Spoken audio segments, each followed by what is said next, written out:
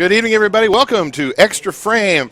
Dave Small here with Tom Carter, and we're here live at Pro Bowl West for the 2016 DeHayes Insurance Group Championship here.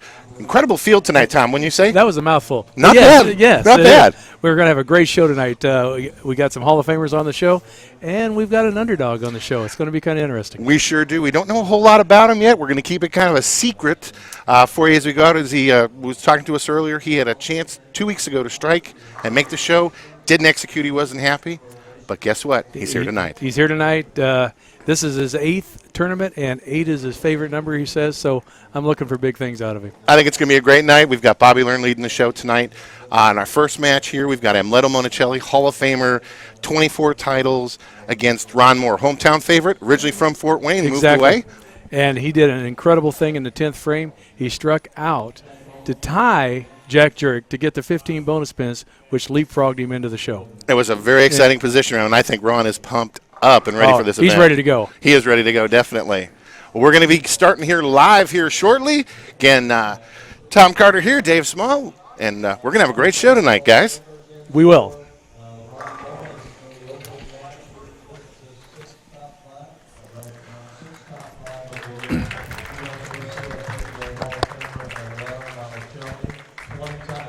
And we're getting ready for the start of match number 1 here. Hall of Famer Amleto Monacelli going against Ron Mohr as a John Weber tracker pops on. That is absolutely amazing that shows up all the time. Perfect timing, exemplifying humanity. You can't ask for anything better. Oh, the classic style of Ron Mohr. Getting a few more shots in. A little bit more practice. And let's talk about how the guys got here today. We had the cashier's round this morning, which was the qualifiers. Do we have to talk about that? Because I missed by a pin. I wasn't going to bring that up, Tom, but since you did, I did not want to talk about that. But today the bowlers actually had the qualifiers or cashier's round, which was 25 and down to 39, including the top 8 super seniors. Exactly. They bowled 5 games. Right. And then after that, they cut the top 8 out. That was 5 games total pins. Total pins. And it took plus 92, because I know that number, to make the cut. I would never say anything like that to you, Tom. Yeah, that's okay. I shot 255 the last game. I thought it was good. Tom Baker shot 260, and guess what? I lose by a pin. And then we go into the next round, which is another 5 games, but it's match play. They get 30 bonus pins. And then from there, we cut to the top 8 out of that round and bring the top 8 in. Right. And then we go to the top 16, which is 6 games with bonus pins, 5 games of match play, position round, and total pins with your bonus pins, and we have our top 5. And it's going to be an awesome top 5 tonight. Players looks like they're getting ready to start. Amleto Monacelli is going to open up tonight's action on lanes 41 and 42 on the 42-foot PBA standard pattern. Tom, you bowled all week. What did you see out there? What can we expect to see with the bowlers tonight? I think, depending on how they broke down the lanes in practice here for their 15 minutes they had, Amleto is going to be inside, kind of circling the pattern. Mohr is going to be a little bit more direct, but he's still going to be hooking it, because the lanes really do open up if you break the pattern down. And I crossed with Amleto all week, and that's exactly what he did. We both played him inside, and he likes to go around it. He's going to be going 4th arrow out to 7-8 and knocking pins down. That's a beautiful opening shot for Amleto. Great extra look from Jeff Goodyear over here driving the bus for us today. And Phil Brylo, 2-buck Brylo, is out on the concourse with that and we get the side camera. Shot, yes. Classic style of Ron Mohr now. I've always been interested with, you look at Ron Mohr, look at that index finger, how much pressure he puts on the ball to make sure that helps keep your wrist firmer through the shot. And he puts a lot of pressure on that. Opens with just the 4-pin, leaks it just a little high. The lanes with this pattern do change fairly quick. And the mid lane carries down, and then the ball starts to wiggle a little bit. And it'll be interesting as the matches go on how the guys adjust to that. Ron Mohr originally from Fort Wayne, Indiana. He was born and raised here, went to school here, left about 35 years ago, he said, went to Alaska.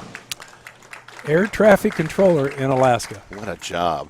I'm jealous. I think that attributes to his focus, because I think you have to have great focus to do that job. I know I want someone in good hands when I'm flying. There's no way in God's green earth I'd be doing that job. That plane went where? What?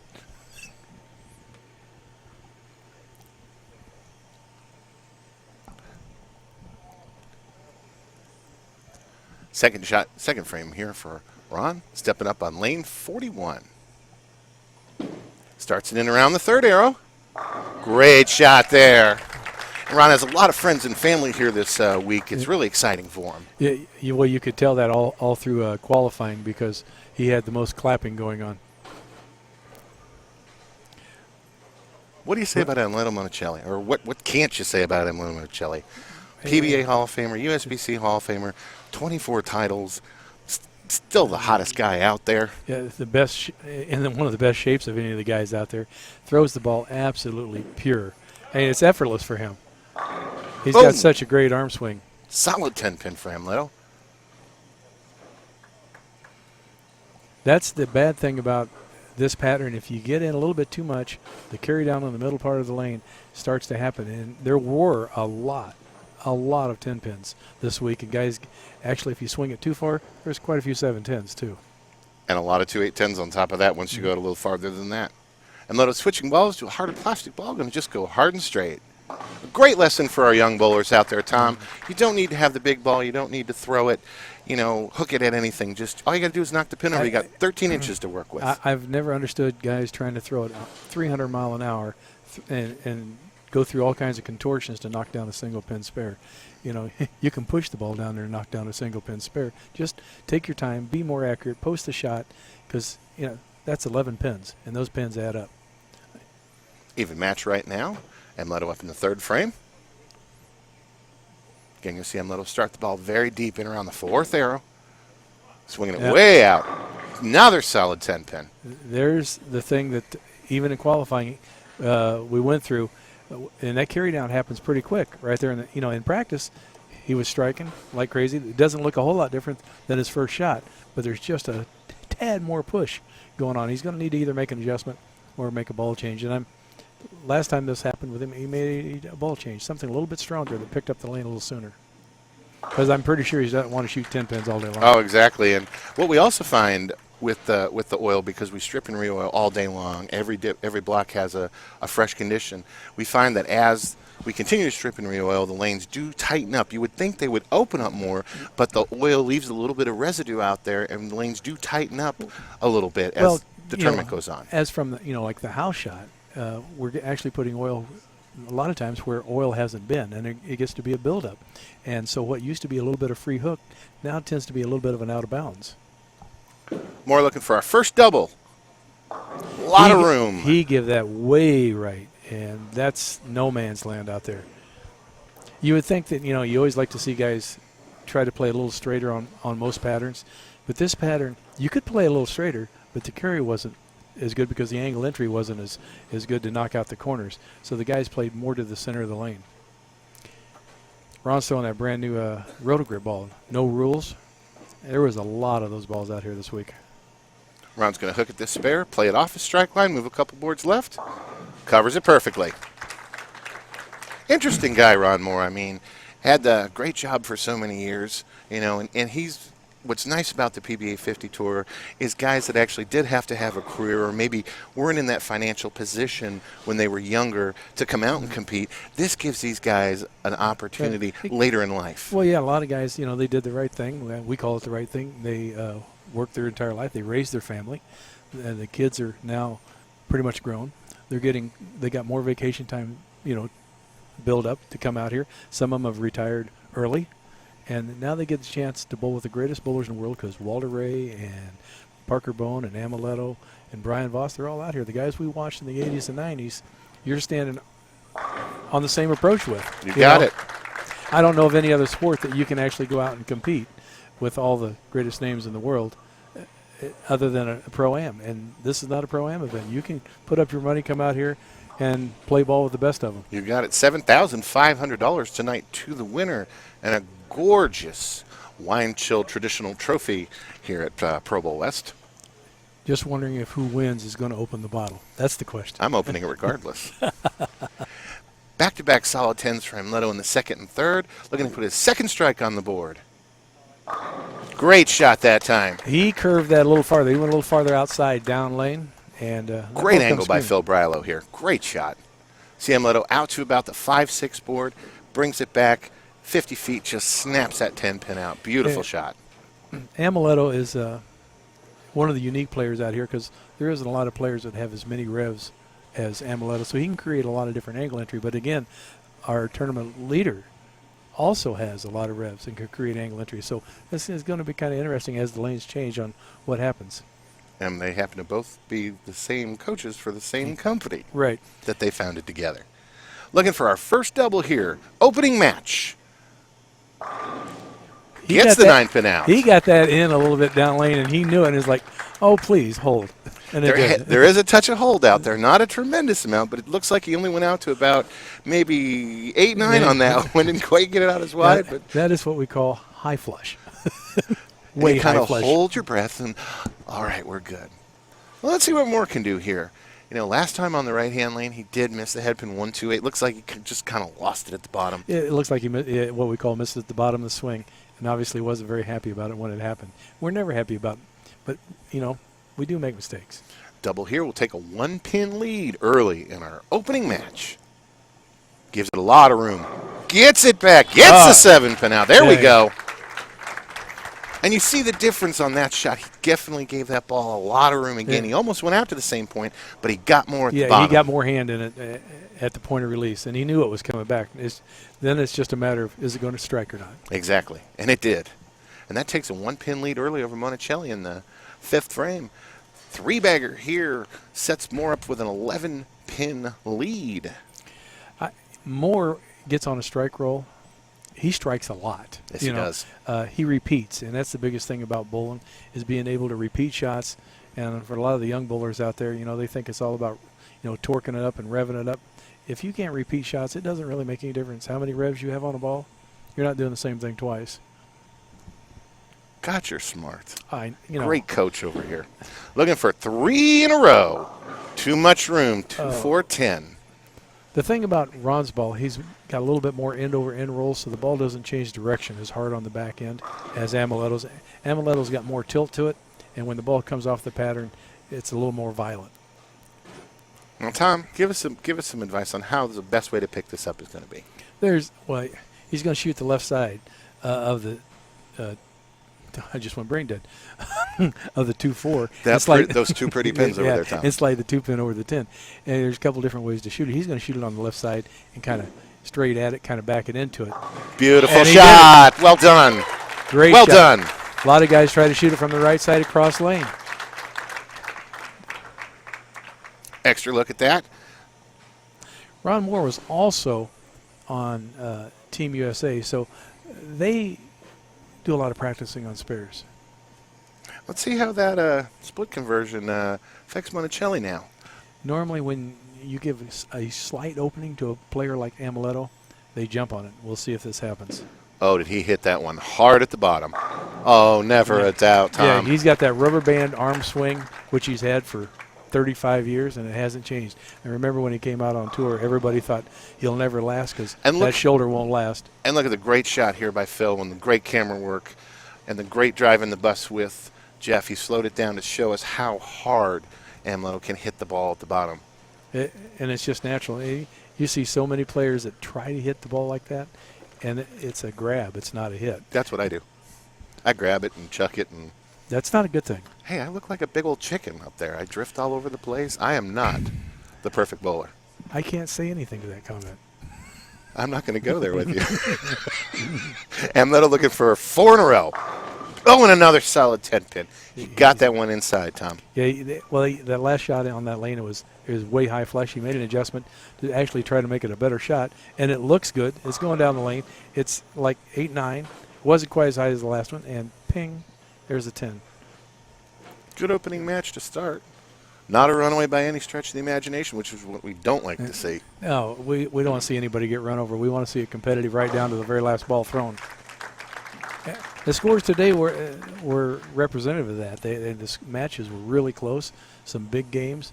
One of the players out there told me he lost all 3 matches by 1 pin. You know, that's kind of heartbreaking. Ouch. I know. Let's not talk about 1 pin. I know. Shut up, Tom. Ron Mohr, after that great split conversions, only down 11 pins right now. 7th frame here. Latter half of the game. Ron looking to get back on track. We're basically down to a 4. Oh, my goodness. Out the window again. 4-frame game, and that is twice he's done that on the same lane. It looks like he lost that ball almost. Yeah, you know, I was getting ready to say, I don't know if he lost it or is a lack of focus or something. He lost that one. He just missed it at the bottom. It's gone. I mean, that went out to where Amleto was throwing the ball, but with no rotation, it's not going to come back. No, he doesn't have the angle on the back end of the lane as Amleto does. And truthfully, on this pattern, if you get back to the head pin, even light, there's a great chance of striking. And he covers it up nicely. It's a 13-pin match with 3 frames left. If we look at potentials right now, Ron Mohr can strike out for 235. My math is correct. Yes, it is. To 248. 235 to 248 right now. I got to do that math thing kind of slow sometimes. I don't know why. You want a pencil and paper? No, an abacus would work better for me. Been with all you old guys all week. Going a little slow now. Ron needs to set himself up here. Only down 13 pins right now. That's a better shot. See the difference on that one? Yeah. Well, that shot was delivered with a lot more confidence, and he was through the bottom of that, posted it. He knew it was there when he let go. And it's been a long time since Ron has been in the winner's circle. We saw him finish 5th last week. Yep. And at Anderson, I know he was extremely disappointed with his performance. You got to take a look at Ron. He's what we call a super senior now. Yes, he is. He's 60 years old. That's a super senior. And he's bowling against the kids that are out here from 50 to 59. Amleto looking to set up the 8th. Oh, beautiful shot. My. Just the power of Amleto Monacelli. I mean, just watch him grow up just so smooth at the bottom, out to 7 at the break, bam, all 10. On slow motion, you can see his thumb come out, and his fingers are still in it going through the bottom of the swing. That's what we call a flat spot. He gets the ball long down the lane, and it's just, look, see those last 2 fingers come out, and it's where he gets all that power and the revs. This is a big strike for Amleto right here. If he doesn't strike, Ron Mohr can step up and shut him out. Yes. Needs a double here. This is the lane he's had a little problem with. He gave it some more room, and and it went. 7-pin went. Did I just say something about 7-10s earlier? You were talking about 7-10s earlier. You saw that ball. Now, you see he's got it at the bottom. He hit it well, but he hit a little spot out there. Yeah, well, he got that farther right down lane, and it just about didn't make it back. Now it's up to Ron to do the job. Best Amleto can go out for is 228. The match is in Ron Mohr's hands right now. Well, we know that Ron can hit the left lane. It's a matter of what he does right now in the right lane. If $2 Brillo was sitting next to me, I'll bet you a $2 bill he's going to strike on this ball. I'm not going to take that bet because I've seen Ron Mohr in action. I've been sitting in this chair a couple of times, and I've seen him do his magic. Well, we watched this performance not more than an hour ago. Yeah. He threw the last 3 that was absolutely dead pure to get to this point right now. So it wouldn't surprise me that if he finishes the sheet. Potential 235 now for Ron Mohr. 9th frame, looking to double up, cut the lead down to just 3 pins. He hit that one better. Did not get it back again. Leaves 2-8 on that shot. The right lane's got him spooked a little bit. Actually, the 8-pin went a little bit late. The ball's getting to a spot down there, and it's just like there's enough oil at the break point. It's not making the turn off that break point. I think he's scared to move too far right because then the ball just hooks early. That's correct. Sparing the 9th for Mohr. More potential now. 215 off the sheet. Amleto, strike spare, shoots 218. Well, with his look on this left lane, I'm pretty sure that he'll probably put 30 back. He's down 13. He needs a double to get it close to make Amleto step up, get a good count and a strike. And Amleto's had a better look on the right lane than the left lane. Yes, he has. Ron's out the window. And misses again. The 1-2 on that shot. Oh, It's the third time Ron's missed the head pin, and just you can just see him walk away. He's just frustrated with his performance. you hate to say it, but it happens, and we don't know what's going through his mind. But he's seeing something on the lane that's making him try to overwork the ball. It looks like, and when you try to do that, you start missing shots at the bottom. Yep. And you hear him a little growl out there. He strikes for 203. Unfortunately, this match is over. Ameleto's going to the next. Ameleto's going to at least need a mark. Good count and get a mark. He's only up 13 at this point, or 15 at this point. I think it's going to be. You think so? No $2 bill bet? No. That'll work. Yeah. Strike here for 203 for Ron Mohr. Great performance this week. Great showing for Ron back in his hometown. I think 8 pins is a winner. And it goes high for the 4-pin. 202. 202 for Ron Mohr. A good game by Ron Mohr. Not what he's looking for. He's definitely going to be disappointed in himself. A little bit. Amleto now needs at least just 9 spare. Simple game, 9 on the first count, 8 on the first count, and he's good. 8 on the first count. What's that? That's 18. That's 96. That's 204. That's right. I'm thinking 8 out is all good. But you got your advocacy or whatever you call that thing? I'm still going kind of slow with it over here. I'll bet Amleto's just going to rip this one apart. Beautiful shot by Amleto. Game, set, match. Once again, that pure release of Amleto Monacelli. Down the lane, hits it at the bottom of the swing, so smooth. As we mentioned earlier, that thumb comes out first. Fingers rotate the ball. Love the headband, too. Gotta love that headband. He did that when his hair was longer. I was surprised he wore it. But he did wear it all week, so I understand. One more here puts him in the 220s. Soft 10-pin that time. Spare it up 218. It's good enough to move on to the next match. And that next match is coming up soon. I just forgot what I was going to say. I had a senior moment. The man who finished second the last 2 weeks, second in Anderson, second in South Shore. Led 2 tournaments, finished second. Now he's in third, but this will be his 3rd show in a row. 3rd show in a row, 3rd place. USBC Hall of Famer Lennie Boresch. This is where you're going to see a complete different angle. Amleto there trying a different ball just to see what he's got. 217 to 202 victory in Game 1 for Amleto Monacelli over Ron Mohr. Stay tuned here on Xtra Frame for our 2nd game tonight. Amleto Monacelli will face USBC Hall of Famer Lennie Boresch. We'll be back in just a moment. Player of the Year, 2 years, 2009, 2011. Ron Mohr, everybody. Congratulations to Ron.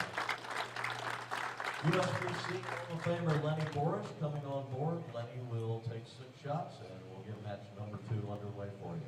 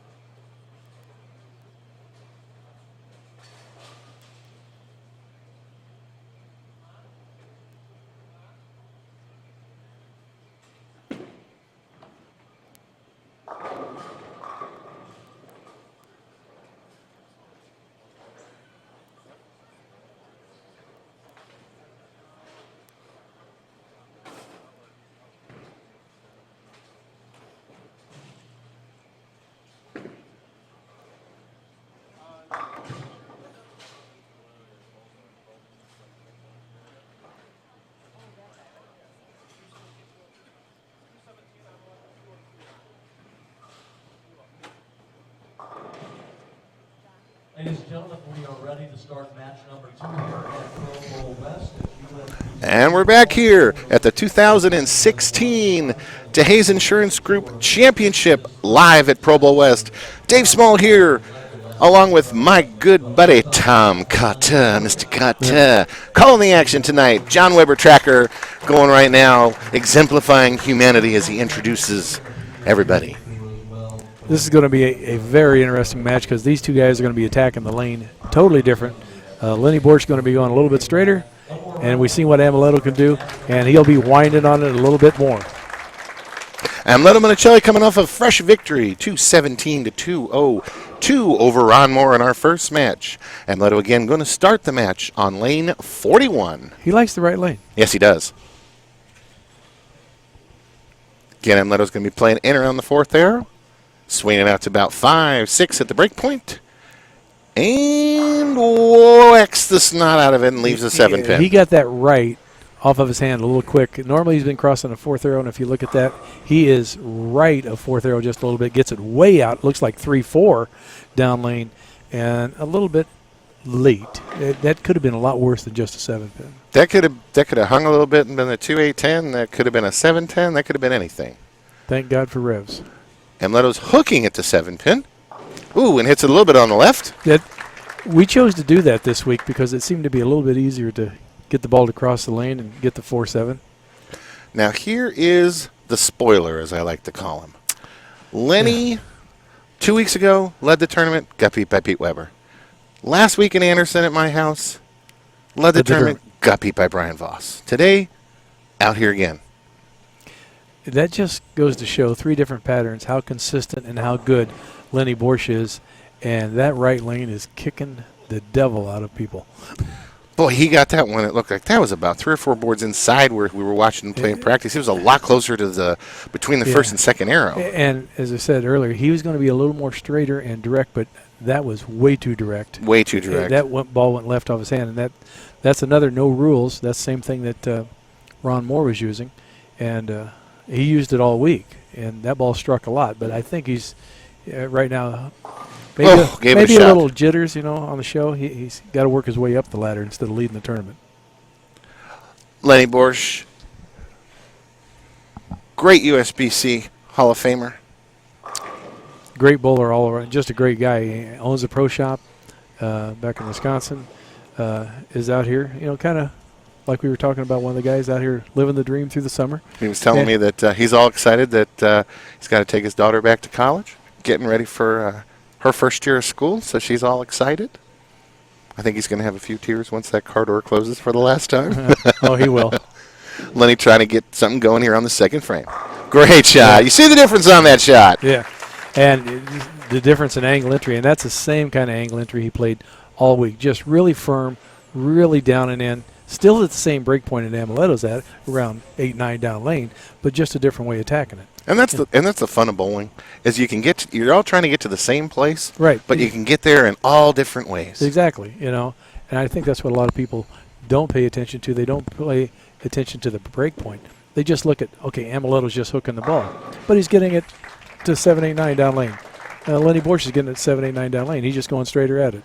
So obviously that's the part of the lane you got to get to get to the pocket. You got it. Another great look, camera work there by Two-Buck Brylo. I thought you were going to say Two-Buck Chuck. No, I may drink some of that later. We'll see. Oh, God, please. There's a long story behind that, and I can make you laugh one day. Amleto's looking here to get our first double of the second match. Currently, he is up by 13 pins. Double here will quickly extend to a 23-pin lead early in our second match. Lot of room. Oh, beautiful shot by Amleto. He's not having the down lane issues that like Ron Mohr had in the previous match where he kept hitting that spot that just the ball didn't want to read. Lennie, he shouldn't have it because he's going to be a lot more direct than anybody else on the show. And we'll see what happens. There's another guy, when he starts striking, he strikes a lot. Yeah, he does. It was fun to watch this week. Fun to watch. He bowled right next to me. I had a great cross and a great next to me watching guys, and they just struck a lot. I felt like I struck a lot. I made the cut, but then to strike like these guys did. Lennie Boresch now needs a double here to cut the lead back down to 13 pins. Better shot, flat 10 pin.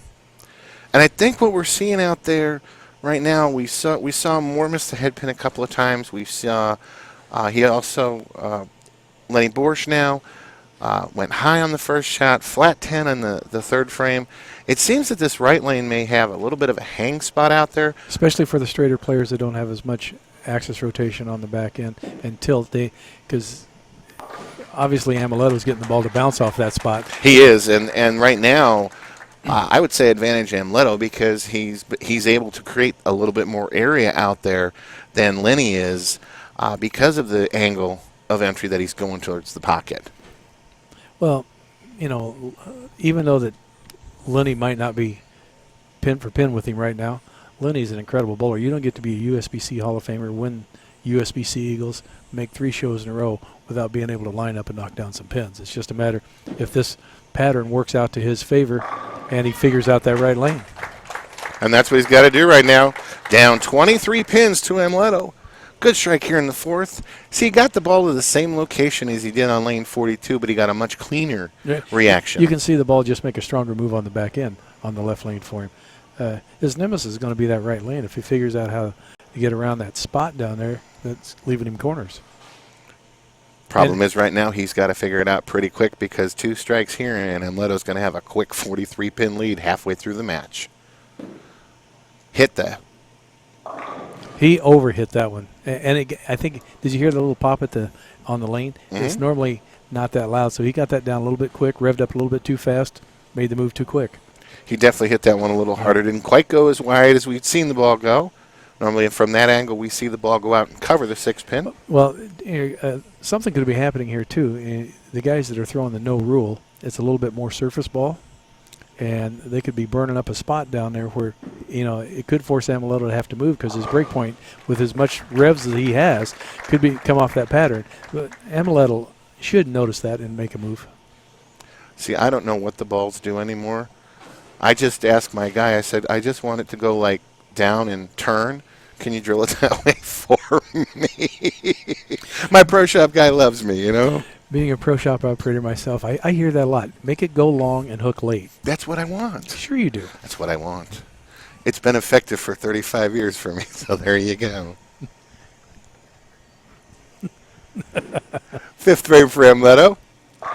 Great shot there. Has nothing to do with the way you throw the ball. Just make it go long and hook late. That's all I want. Make it go long and hook late, just like this. Yeah, and when it doesn't do that, the pro shop screwed up. You did. See, I knew it. You did. Darn Bowler's universe. Thanks. Lennie Boresch now down 20 pins, stepping up here on the right lane. He's been high, flat 10. Needs a double to cut the lead down to 10. Lennie's got, you know, we're looking at the approaches, which obviously they're totally different. But Lennie's got a unique power step going into his slide. And if Phil caught the side view, he's actually on his tiptoe in the power step, which is pretty interesting. Watch it. See, he's on his toe right there. His foot never goes down. He pushes hard off of that, and that's where it gives him a lot of power. And he has great speed because he's just driving through to the foul line. I notice all this weird stuff. I can't help it. You're talented. I tell you. Cross lane for the 10-pin. Picks it up, no problem. And we see, once again, Lennie's a little bit light. There's that ballerina tiptoe step right there. It's great work by Jeff Goodyear. Boom. Look at that. Heel never hits, pushes off. You can see him just lift right through the bottom of the ball. He's trying to make that ball turn the corner on that right lane because 10-pin again. Coming up on the latter half of our second match now. 20-pin lead for Amleto Monacelli. On a spare, Lennie Boresch, 6 frame. See the difference. He threw that. He didn't really like it, but he was hoping that please just stay on line. Extra look here. I think he thought that was maybe going to jump and go a little bit high, but it held pocket the whole time. Amleto Monacelli in the 6th frame. 20-pin lead currently on a strike. quick double here takes a 30-pin lead over Lennie Boresch.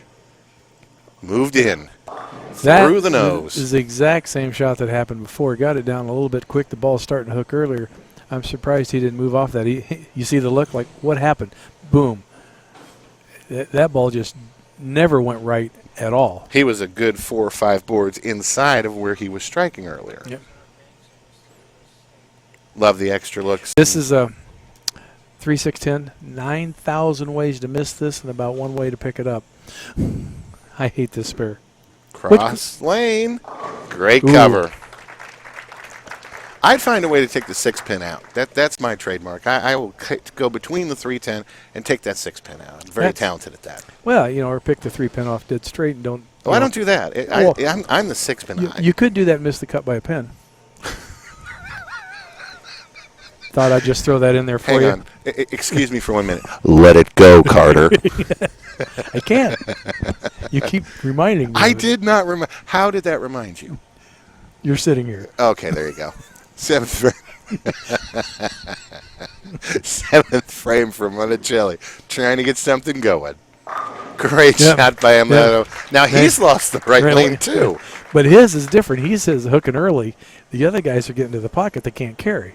So it's a whole different look at it. And the lanes tend to hook more as you go in. So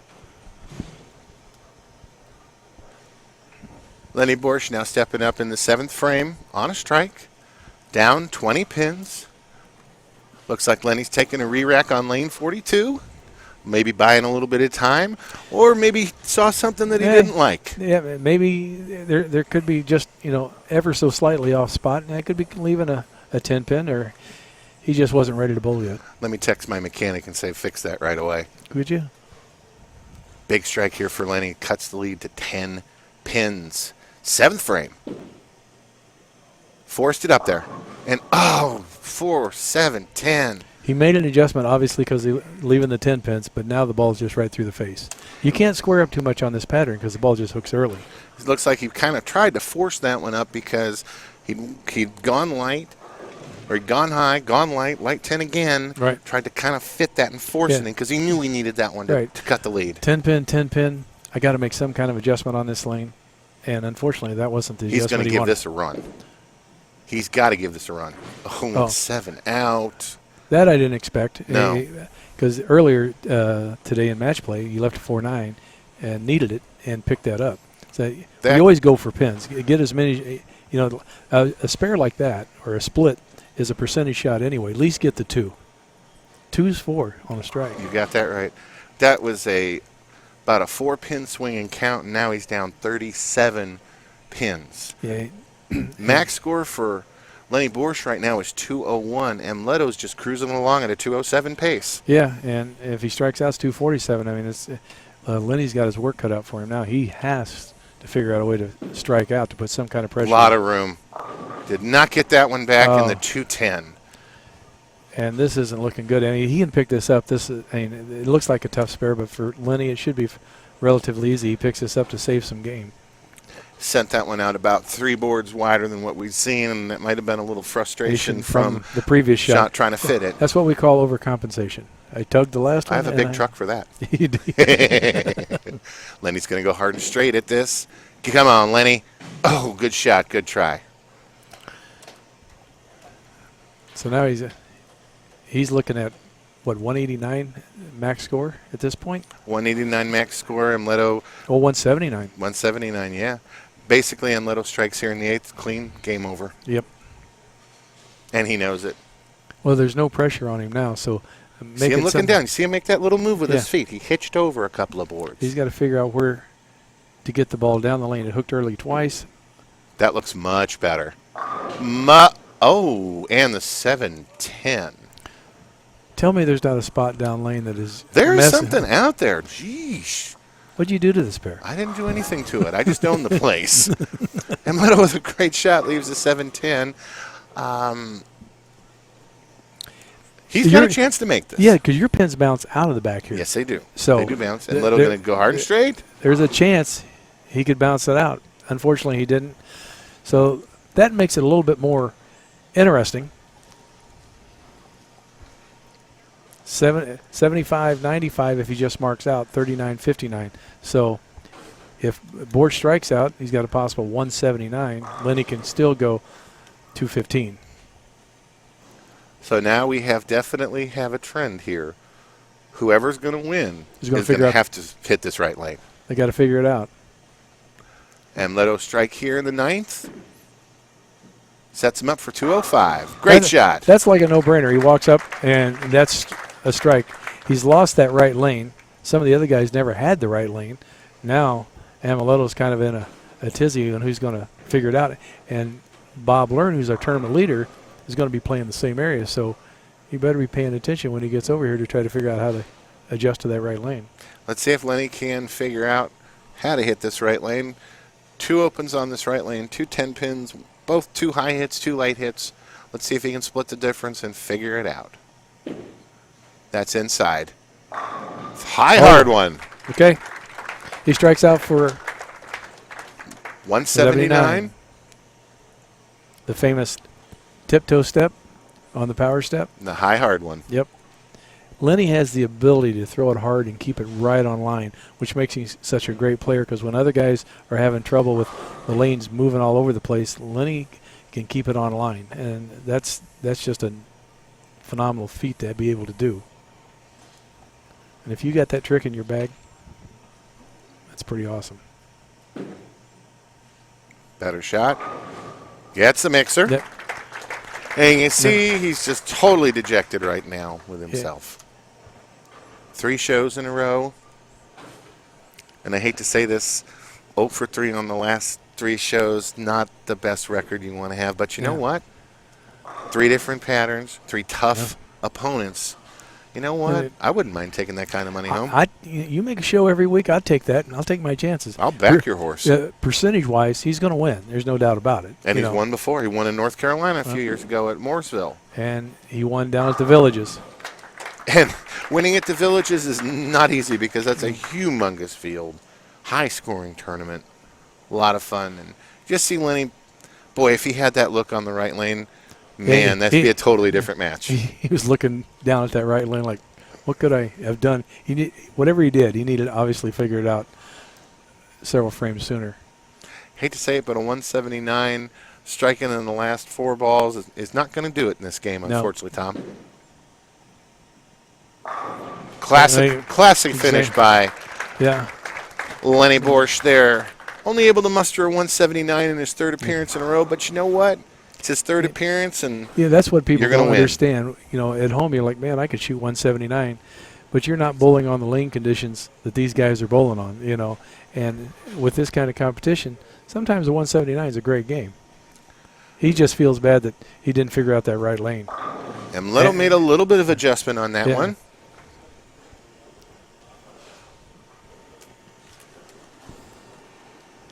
That right lane still got Amleto a little befuddled. Well, he better figure it out real quick because coming up next is the wild card. It's Eddie Graham. He's bowled 8 tournaments and made 8 finals. This is his first show, but he's made 8 finals. So, and as I was talking to him, 8's his favorite number, so he's looking forward to this show. It's going to be a great semifinal match as it sets up Hall of Famer Amleto Monacelli finishing out here, potential 195. Lennie Boresch shoots 179. Amleto will move on to bowl Eddie Graham in our semi-final match. We'll be back here live on Xtra Frame in just a moment.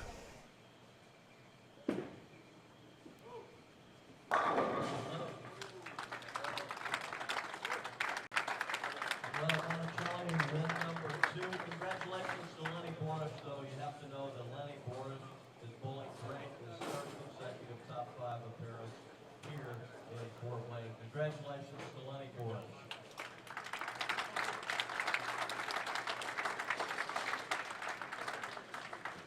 Coming up, a little more practice. Bob Learn Jr. and Eddie Graham coming on. We will take a few practice warm-ups here, and we'll get the semifinal match underway for you.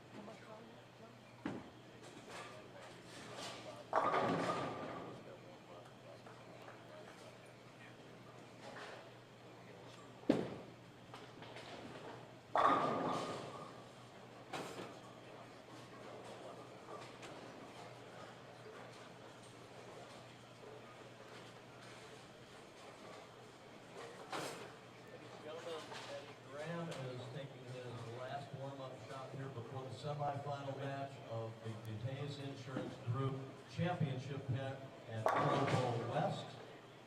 Eddie has chosen to make Amleto Monacelli start the match. And we're back live here at Pro Bowl West for the 2016 PBA50 DeHayes Insurance Group Championship. Dave Small again here live with Mr. Tommy Cotta. Thank you. His I'm good here. friend Tommy Cotta, Jeff Goodyear driving the bus, and Phil Two-Buck Brilo running our third camera out there. And that third camera's been awesome tonight. Did you see John Weber, the 2016 Nobel Prize winner in bowling? He is the man. Nominee. I'll vote for him. I think he'll win. Again, Amleto starting the match on lane 41. Nobody wants to finish on lane 42 right now. Amleto 217 and 195 in his first two matches. Swings it out and brings it back. Messenger, a little short for the 10-pin. Yeah, I think you can curve it too much on this pair. Messenger was just a little short there, Tom. I've heard that about you. Yeah, thank you. Really?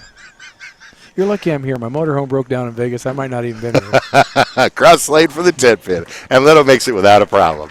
Cost me $8,000 to get here. We're glad you're here. I wouldn't know what to do without you and Linda. Yeah, you know. And now up, the untested, unknown What I want to Eddie know, Graham. are you Mike J or Phil Brilo? I'm better looking than both. We're setting in for him, so I just wonder which one you are. I'll be whatever you want me to be. A couple glasses of wine later tonight. Who knows? Eddie I Graham, might put the blonde wig back on and sing. don't do that.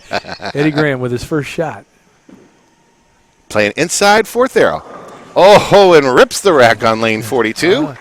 Using a snap lock. That's what he used all week. He said he changed balls one time and shot 185 with it and went back to a snap lock. Beautiful hand release there. Great camera work by Phil Brilo. Gets the low angle shot. Eddie Graham with 5 regional titles. He won the RPI in 2007. I think, if my memory's correct, he beat Wayne Webb for that RPI title. I'm not sure, but I think that's correct. Looking for a quick double here to take a 10-pin lead. Be the first time Monacelli's been down today. Inside. Leaves a soft 10-pin. The two styles are close, but not close. Eddie's hooking the ball, but he's not having such a drastic angle change on the back end, not quite like Amleto. Ameleto's ball is really turning a quarter on the back end. They're both playing deep, but Eddie's playing a much tighter line. Eddie from beautiful Centerville, Ohio. Just Eddie, around the corner here down by the Columbus area. like I said, this is his 8th tournament. He started out west in the Western Swing with the U.S. Open, made the swing out there, cashed in all of those events, and has cashed in all the events up till today, and now his first show. Might have a little nerves going on the first couple frames. I did talk that's to be him expected. beforehand. He did say he was a little bit nervous, but he was smiling the whole time. He's living his dream right now. Well, anytime you make the show, yeah, you might be nervous, but you got to be happy about it, right? You got that right. You got a Amleto switching balls on the right lane. Oh, Through the nose for the he's- 6-9-10. He switched to a Heat Extreme. He was throwing a Rebel. How do you know that? Just by the look of what the ball is? That's the benefit of having 5 pro shops. You don't have a lot of bowling balls. Bowler's Universe out there, everybody. Linda and Tom Carter. Yeah, where I'm at right now at Wayne Webb's in Columbus Bowl, we have 88 different balls on the wall. So there's a lot of equipment out there to be had. Again, I just want mine to go long and turn left. I know, go long, hook late. That's all I want. Amleto picks up the 6-9-10 very easily. Amleto down by 3 pins here early in our semifinal match. First time that Amleto has been trailing since he's been on the show today. That is correct. Seems like he's very much more comfortable on this left lane, as all the players seem to have been tonight. Amleto looking for his first strike of the semifinal match, and a solid 10-pin on that shot. As we said earlier, I said when we started the program, 10 pins in this place have been a treat if you don't have the right angle entry. Are you saying the carry sucks in my bowling center? No, I'm not. I'm just saying it's a little tough sometimes. And Amleto might have said something in Spanish right there. I didn't quite understand what he said, but Portuguese, actually. He speaks Portuguese, Italian, English, French. Unbelievable young man. You know, he almost quit the tour. He heard a song by his artist. I think it's Zero is the artist's name. And whatever the words are in that song revitalized him. And instead of going home, he bowled the next stop and made his first show. And the rest is history. Well, he was a great soccer player back in Venezuela. One of the best soccer players, played for the country. And I still remember his first victory against, not the Japan Cup, I remember that one, but his first victory in the States against Mark Roth in 1988 at the Showboat. And a solid 10-pin for Mr. Graham. Not surprising on that right lane. Look how smooth that he comes out of that ball lane. He's got a great game for out here, and he's one of the young 50s. It doesn't sound like a lot, but when you're young 50 and you got those kind of revs compared to some of us that are almost 60. You old. I know. It's tough to compete. Aren't you just 1 year short of 60? No, I'm like 15 days short. 1 year? Yeah. This is terrible. Shut up. Cross lane for the 10-pin. And he misses it to the inside. It was left off of his hand. And that's a little bit of nerves, a rookie mistake. Yes. Mr. Carter will be 60 years old in 15 days. August 24th. So I miss all of the tournaments. So I'll be an old 60 when the tour starts up again next year. You Is there will. such a thing as being an You old will. 60? I mean, you're 60. You're old anyway, right? Well, it'll be your rookie season next year, just like Ron Mohr on Thursday has his rookie shot at the 60 tournament, being his rookie year as a 60. This is so bad. Only a bowler would think of it so pessimistically. Eddie looking to get back on track. Great mixer over there. He threw that ball with much more confidence. Well, he's keeping the line much tighter from point A to point B down lane to his break point than Amleto is, which I think is a great thing. Less chance for error, but you got to have good speed for that, and he does. And Amleto's got good speed. You see some of the seniors out here. Unfortunately, some of us can't throw the ball with that kind of velocity, and we get more over-under reaction with our equipment. That's a big question we get in the pro shop. How can I get a ball down the lane? And if you don't have ball speed, that's pretty tough sometimes. Boy, did Amleto send that one wide. He wheeled the living daylights out of that and thought it was going to He bounce. is lost on this right lane. He is lost right now. And that's where Eddie's got the benefit. He's keeping it in a much tighter line. You see that ball actually squirted out almost to 3 at the break point. He's covering too many boards at this point. He needs to square up his line, and he did in qualifying. When I crossed with him, we hit a pair that he was hooking it just like this, and all of a sudden he switched balls, really tightened up his line. And wraps a 10-pin.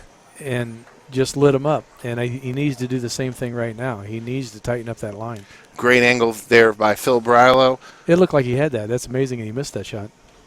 And that 5 count on that first shot just threw him behind. Just goes to prove that it takes almost 3 balls to knock down a 10-pin in this place. But only 1 shot to make the 3-6-10. Yeah.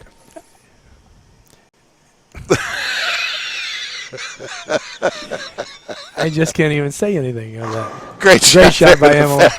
Unbelievable.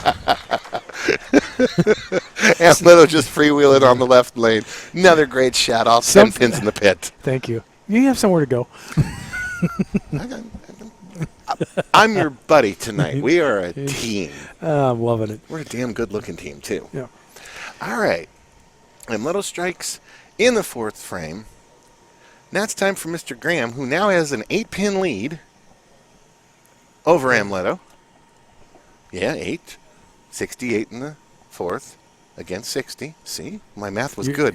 It was. My math was good. This could be a strike here, and he could be up 18 pins right quick. Oh, yes, there we go. First bowler to actually hit the pocket twice. On the right lane. On the right lane right now. Well, to the the effect of the 10 pins. These fins are relatively new, right? 3 weeks. 3 weeks old. So they don't have all the bounce in them yet as pins that have been wore a little bit. So they're a little harder to knock down. They are a little harder to knock down, but 150, 300 games in the center this year and 57, 800 series, they break in nicely, which is a good thing. That's a good thing. Our bowlers like them. Our bowlers like the condition. And right now, Eddie Graham's liking the condition. And guess what? 28-pin lead will strike here in the 6th. He's putting a little bit of pressure on Amleto. Yeah, he's playing inside of fourth there. Looks like he's crossing like 22, 23. Oh, nice shot. Keeping the ball to about 12 down lane. He's keeping the ball inside of what Amleto's doing, so there's not as much angle entry on the back end. And right now, that seems to be the game plan. First time Amleto today has been down, and really the first time we've seen Amleto down this far. Yeah, and Amleto has really got to put it together on the right lane, and he's actually, unfortunately, Switching balls again. yeah, he went back to his rebel on the right lane, but he's got to figure out how to tighten up the angles. 6 frame here, down 28 pins. Double here, cuts the lead to 18. He's hard and straight. Hit it! Oh, that was better. He didn't wheel it as much, but carrying the 10 pin. And that's the thing about, we got Pro Anviline here, which is one of the harder surfaces made. And with the oil that we use, it's easy to get that little bit of carry down to that spot, But you saw he changed his angle and changed his line on that one. He went harder, straighter to take away that spot. Hit the pocket for the first time in 4 attempts on this He's lane. an experienced player. He's sitting back there. He's seen what Eddie's doing. And I'm sure that he said, I need to tighten this line up. And that's what he did. Unfortunately, he didn't get the best result out of it. Well, at least he hit the pocket for the first time in 4 attempts on that lane. He needs to strike here, then put a few strikes behind it to put some pressure on Eddie, because Eddie's getting a little bit more comfortable now. Amleto's down 28 pins right now, going into the latter half of our semifinal game. Strike here in the 7th to set him up. Light hit leaves the 4-8 that time. And I'll tell you what. It looks like he's losing the lane, and he's running out of frames, and that's a terrible feeling, because he knows that he needs to start putting some pressure back on Eddie. And watching the scores this week, guys, sorry to say the scores tonight are not what we were seeing all week long. We saw was a 230 average to lead the tournament. Yeah, and it could be, obviously every pair in the house plays a little bit different, but this pair, I know at the higher end, the scores were ungodly at the higher end of the house. Which we're on. And down in the middle part of the house, the lower end of the house, they were huge. I noticed in qualifying today, the pair next to it, 39 and 40, guys are having little problems on that pair. And it could be just the topography of these 4 lanes, especially that right lane. It's got a little trick to it, but it looks like Eddie's figured out the trick. 4-bagger here will put Amleto really on the ropes, down 38 pins. Oh, beautiful shot by Eddie. Yeah, Eddie's really got this match in hand now, so he's putting nails in the coffin. He just hasn't hammered them in yet, but they're getting close. Great extra look here from our cameraman Phil Brilo, down low. Eddie walking it out, and he knows he's got to be feeling pretty comfortable right now. Strike here in the 8th. He takes a 58-pin lead and pretty much might be game, set, match with this one, Tom. Yep.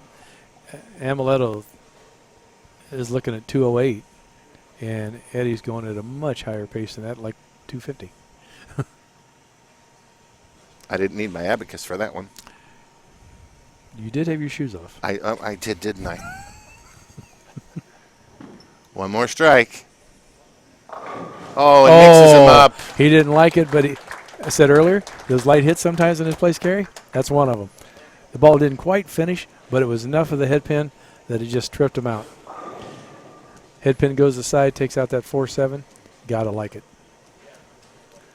Amleto Monacelli must take it off the sheet to have any chance at this point, Tom. Yeah, if he doesn't strike here, this game is unfortunately over for Amleto. Tightens the lineup again. Another soft 10-pin. Yep.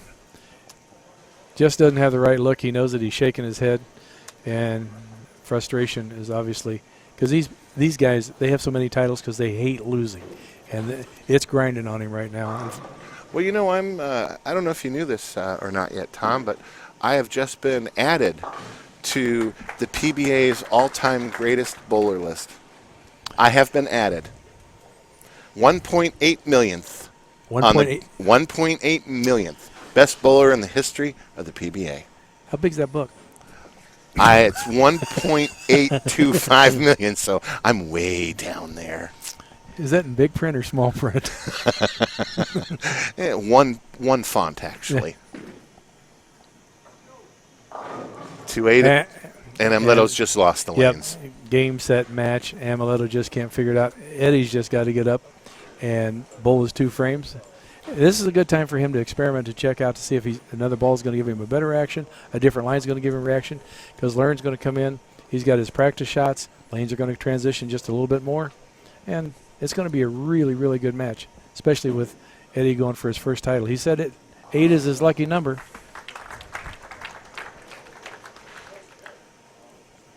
Let's see what Eddie Graham can do. And this is going to be an interesting change now for Bobby Learn coming on. As Bobby being the tournament leader, he's been practicing down to our left on lanes 25 and 26, about 10 pairs away or so. Bob hasn't had a look on this pair really in the last hour, been able to throw a couple of balls. But obviously they've changed a little bit. I think he gets either 6 or 8 shots, and that'll figure out something. But Eddie just put the nail in the coffin right there. It's all over. What a great first time on the show. I mean, he's bowling like he's been on the show forever. He can grab for 258. Yeah. He's just cool, calm, and collected. No big deal. Eddie Graham from Centerville, Ohio, is going to be our winner here in the semi-final match against Amleto Monacelli. Sets up an interesting final. Tom, why don't we talk a little bit about what we're going to see with Bob Learn coming on? Bob is going to be Bob's got 2 great games. He can go really hard and straight, or he can literally hook the devil out of it. They don't call him Mr. 300 for no reason.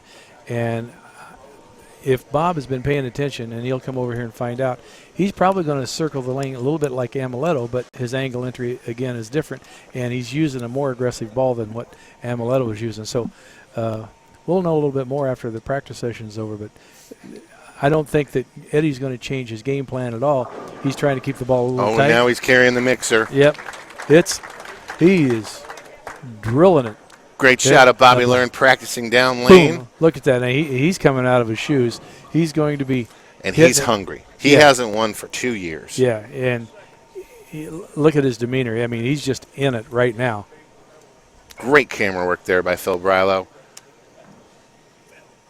Eddie looking to finish. Beautiful game for a 257. Your first time on television. Great game for Eddie Graham. Sets up a great final against Bobby Learn. We could have a big match for the title. I think it's going to be a great match, Tom. And can we open the wine now? If you would like to, let's open the wine. If you'd like to, let's open the wine. We'll be right back here as we take a break momentarily from Pro Bowl West in the 2016 PBA50 DeHayes Insurance Group Championships.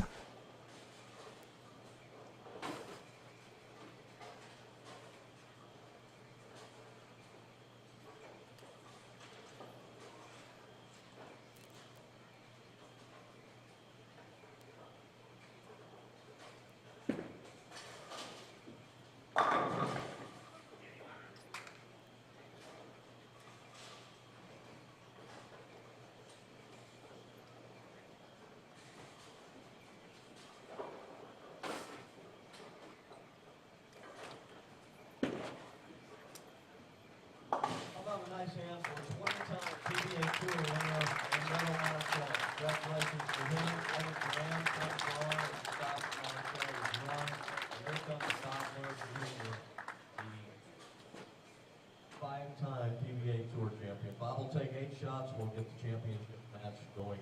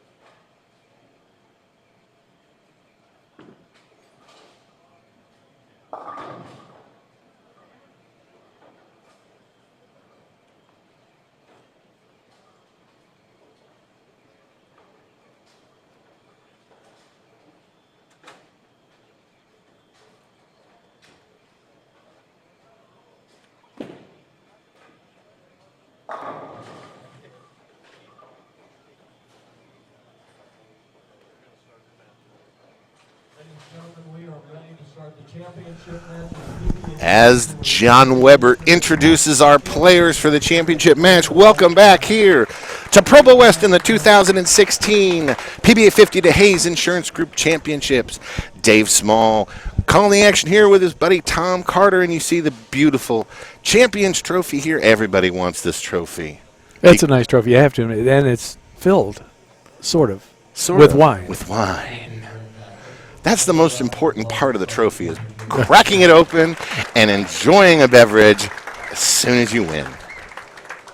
And we got a great championship match setting up here. Our number 1 and number 2 qualifiers out of the Matrix of Fairness match play today. Eddie Graham versus Bobby Learn Jr. Boo-boo from my hometown.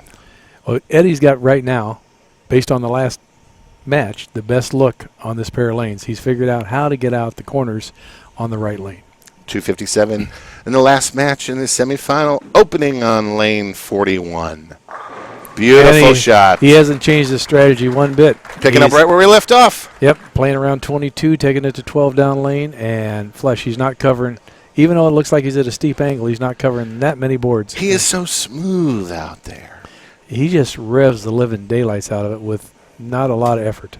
And now our first look at Bobby Learn Jr. from Erie, Pennsylvania originally, now living in Boca Raton, Florida. Mr. 300 has the highest 4-game set on TV. 1184, I believe, is the number. It was pretty big.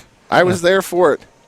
And you see Bobby opening on the right lane, leaves the 310 again. This right lane is going to be the key. Whoever can hit it is probably going to be your champion tonight. I noticed when he was in practice, he was having a little trouble with it. Then he got lined up, and maybe he might have made an adjustment or he just caught it too much, because if you watch Bobby, he really catches every bit of it at the bottom of the swing. Bobby definitely hungry for victory. It's been 2 years since he last won here on the PBA50 Tour, and chops the 3-pin off the 10 right off the bat. That's not a good thing. That's kind of what Amleto did. He opened the first frame for Eddie, and Eddie took advantage of it the rest of the game. Another look there, as you see Bobby went hard and straight, traditionally the proper way to make the spare, but kind of threw it a little too straight at it. Bobby's throwing the new DV8 Grudge Hybrid, and that ball is pretty aggressive, so he's going to be crossing some boards. After the open, second frame here on lane 41. Gnarled that one. Gets it back, leaves just the 8-pin. Oh, he was walking it out, pulled the string, and thought it was going, and did not.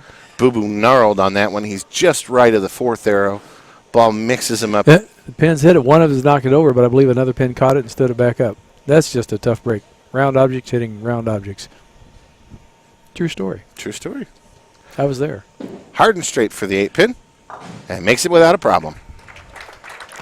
He absolutely throws it 25 mile an hour, fires it down the lane, and knocked down one pin. Eddie Graham, in his first television appearance, eliminated Amleto Monacelli, Hall of Famer, with a 257, and even had an open, missed a 10-pin. So Eddie's got 5 regional titles, bowling for his first national title. And I'll tell you what, if I was out there right now, I'd be shaking like a leaf. He's cool, calm, and collected. He doesn't even look like he's worried. Gives it a lot of room. And leaves a 2-8-10 this time. He missed to the right. That would be the statement you just made. He gave it a lot of room, and it just didn't read. See, that ball is about 4 boards farther out than he wanted to send it. Sailed and hit that spot again, leaves a 2-8-10. And unfortunately, this spare is almost next to impossible. It can be picked up, but odds are not great. And unfortunately for Graham, that puts a hungry pork chop in front of Bobby Learn, who is hungry right now for a victory. Yeah. He's going to get the 2-8 for the count. Covers it. Yep. That's the best thing to do. 9 and out, baby. Don't 9 try and out. Unless it was the 10th frame and you needed to pick that up to win, get count. There's no use giving away pins. And he's only down 9 pins to start. You know? And that saved him 4 pins. Mm-hmm.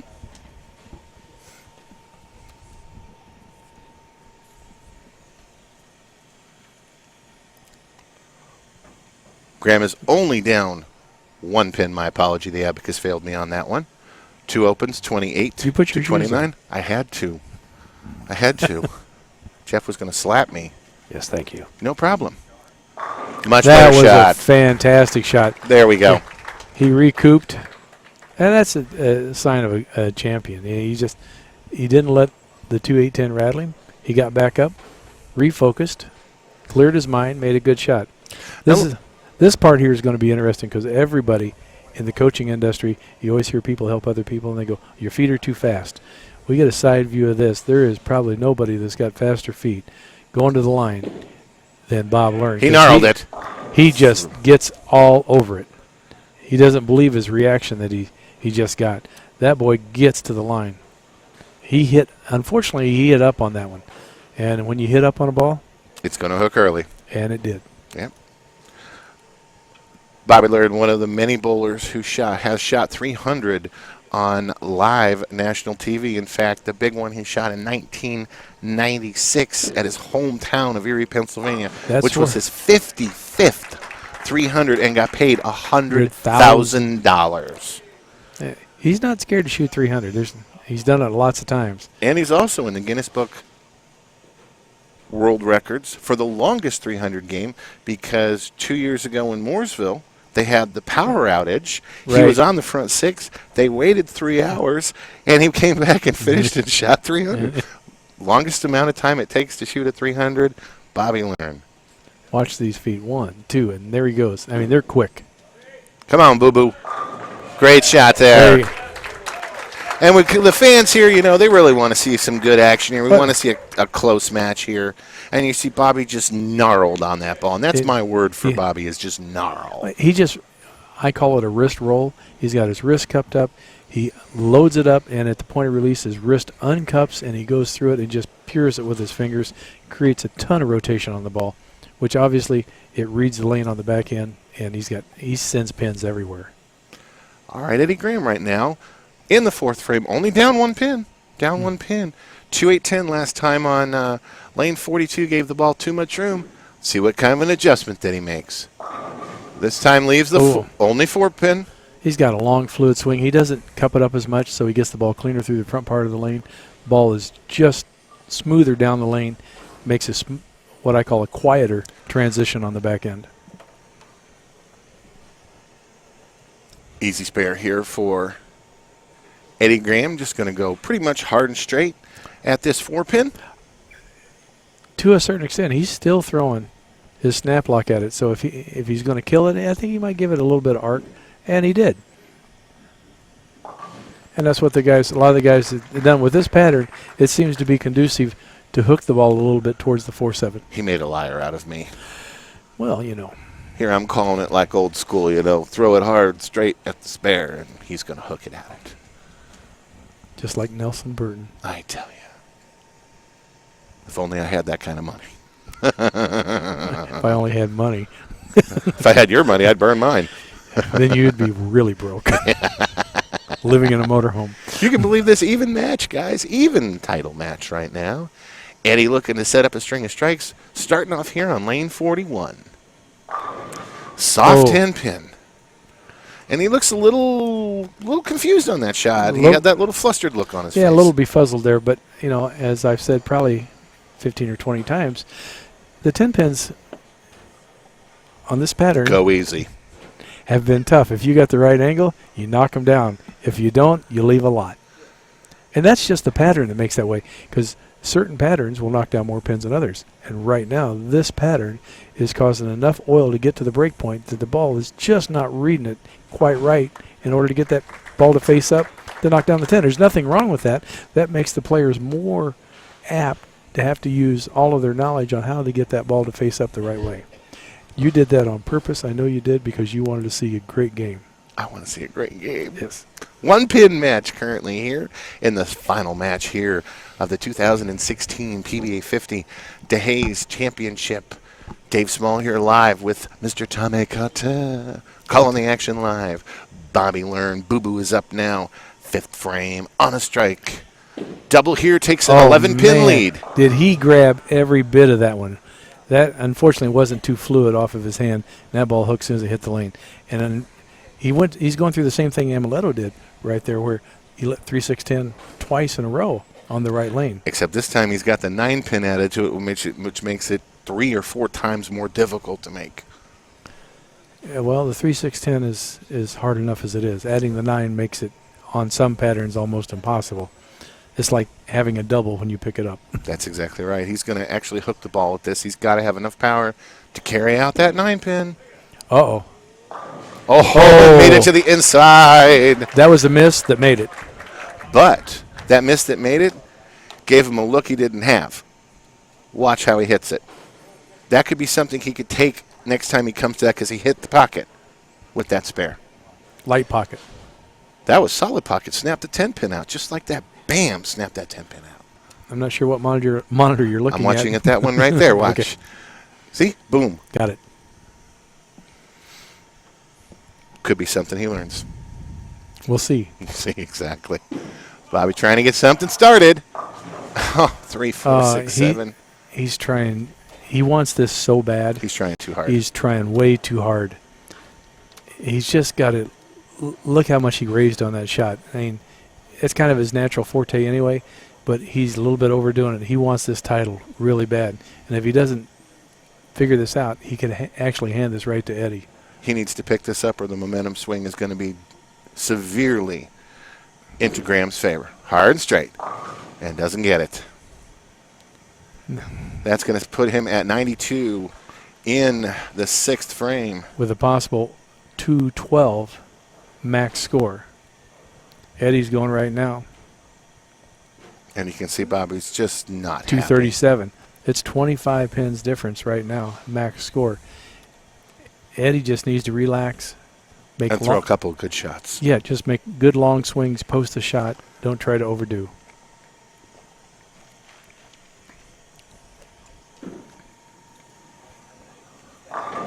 Soft 10-pin. That's all right. It's all right now.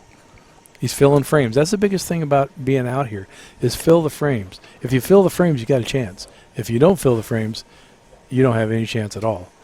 And young bowlers need to understand that. You don't need to strike every time, but you do need to fill the frames. Hit the pocket, leave something makeable, pick it up. And always have that attitude of whether or not you can make it or it isn't makeable. Always think that you can make it. Very important. Positive attitude is huge in this game. Hard and straight at the 10-pin. Dead face. That's Good a good shot. thing. Right now we have a 24-pin lead for Eddie Graham as we come into the latter half of our championship match here in Fort Wayne, Indiana. Down 4 frames, and somebody's going to win a title. And unfortunately, right now, Bobby is lost. That's not a good thing. No. And No. I don't know if he's so lost that he's so amped up. He's so amped up he won't let the ball work for him. And we saw that a couple of years ago down in Mooresville, Mm-hmm. North Carolina, where he was so amped up against Jack Jurek. And Jack just capitalized on that. You got to keep your emotions in check. 7th frame for Eddie Graham. Was Ooh, and gets the 10-pin out that time. How pure was that release? He just rolled that off of his hand and let the ball do the work.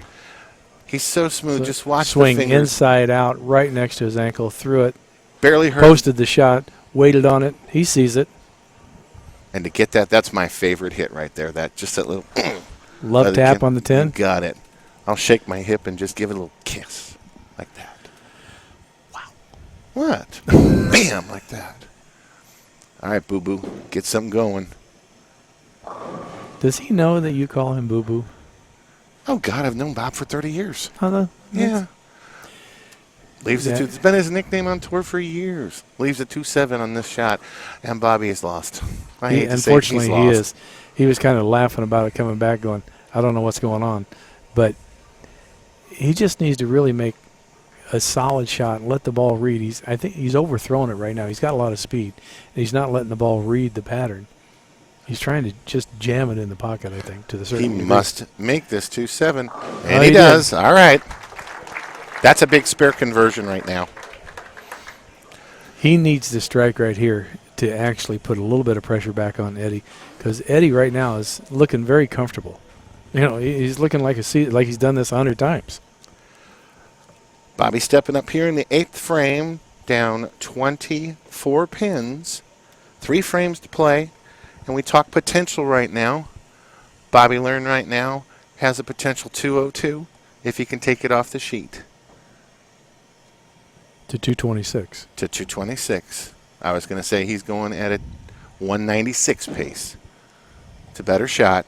Did not come back. He doesn't believe his reaction. And this is where I think that he's letting his speed dominate his ball reaction. He's just not letting the ball read the lane. He wants it so bad. And he's severely frustrated at this point. Yes, he is. And it's a shame And he's handing this right to Eddie. He is. He is on a silver platter. I hate to say it. He has to make this to have any chance. If he doesn't make this, it might be game, set, and almost match. Nope. And he bounced everything around. 117. Now only 177. So we're not even forcing Eddie to have to double. We're just forcing Eddie to mark. Just stay clean right now. Eddie just needs to stay clean. And Bobby he's completely confused. He's frustrated. He just needs to really slow down and let the ball roll. See, you see that motion? The ball just went 60 feet. It went 60 feet because he's throwing it pretty hard. The biggest shot of this young man's career, right here. Through the nose for the 3-6-10. And I think right now they just want to get done. Nerves could be kicking in right now because he knows he's got it. Just don't hand it back to him. For God's sakes, don't go open, open, open the rest of the way out. Right? Tell us the proper way to convert despair, Tom. We have got to get off this mic. Eddie's going to go hopefully hard and straight at it. For you people listening, I chopped the spare to miss the cut to go into the next round. I chopped the 3 off the 6-10. And he picked it up. That's the proper way. Tom Carter had another great week. Had a good week last week in Anderson. Had a great week here. Welch had a great week in Welch. You've been bowling great, Tom. And you made the show in in South Shore. Yeah, made the show in Welch. Finished. We stopped at a regional on the way here and finished 3rd there. So I feel like I've been bowling good. I got some shots in my shoulder, kill the pain. You threw the ball good all week. So threw the ball nicely. No, today was just one of those days that the little fat guy can strike every now and then. I'm the big fat guy. We got the little fat guy, the big fat guy, and then we got Jeff Goodyear, who's pretty skinny. 9th frame. Or 9th frame with a strike for Eddie Graham. Potential 206 right now. That was just dead pure. He's pretty confident. He told me, again, 8. This is his 8th tournament. 8 is his lucky number. He walked into the practice round. There was 8 minutes left. He goes, I'm going to win. And I think he's going to win. Bobby's trying to get something and leaves a solid 10-pin. He's, unfortunately, out of it. He's done. Eddie Graham is going to win his first title in 8 tournaments that he has competed in. How awesome is that? Takes down a Hall of Famer in Amleto Monacelli, and now is going to take down Mr. 300, Bobby Learn. Eddie earned it. He bowled great all week. He bowled great in the final round to get here. Obviously, when you're throwing the ball that pure off your hand, he's not grabbing it at all. It looks, for people out there watching and want to learn to throw the ball, try to get it on the lane as smooth as Eddie's throwing it right now. That was actually, I thought, one of his best shots that he threw the the whole match. Yep. He was really down on He that waited shot. for that one. Yeah, he didn't jump out of it. He waited on that one. The ball actually read the lane a lot better. He didn't get the break that he wanted, but I think he should have been doing that the whole match. I agree. 100% agree with you. If he gets a spare here and a strike, I know the game that he probably wasn't looking for. Probably the lowest game of the week for Bobby, 156. Oh, definitely the lowest game of the week.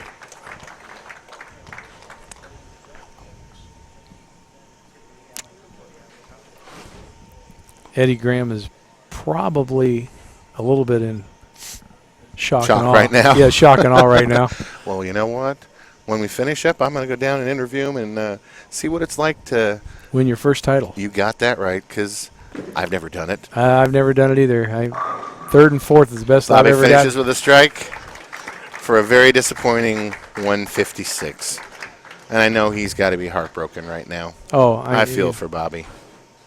He's bowled so good all week, and that's the tough part when you bowl so good, and now it comes down to winning one game. It's tough to do. Eddie Graham for a title, off his hand, dead pure, clean. So It's the 10 pin on the right lane. But it doesn't matter. First-time champion here at the 2016 PBA50 DeHayes Insurance Championship. Eddie Graham, welcome. $7,500 richer right now. You got that right. Welcome to the winner's circle, Eddie. Great performance tonight. And we'll go down and interview here, Eddie, in just a moment. Yeah. Stay with us. His demeanor's never changed. This is awesome. Stay with us here Great live champion. on Xtra Frame.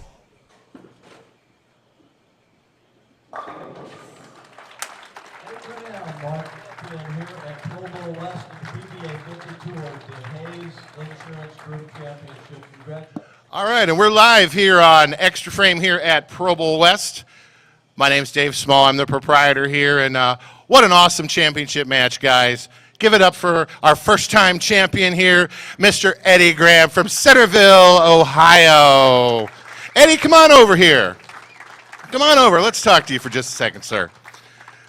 First off, congratulations on your first win on your debut on the PBA50 Tour, sir. Sure. Thank you very much.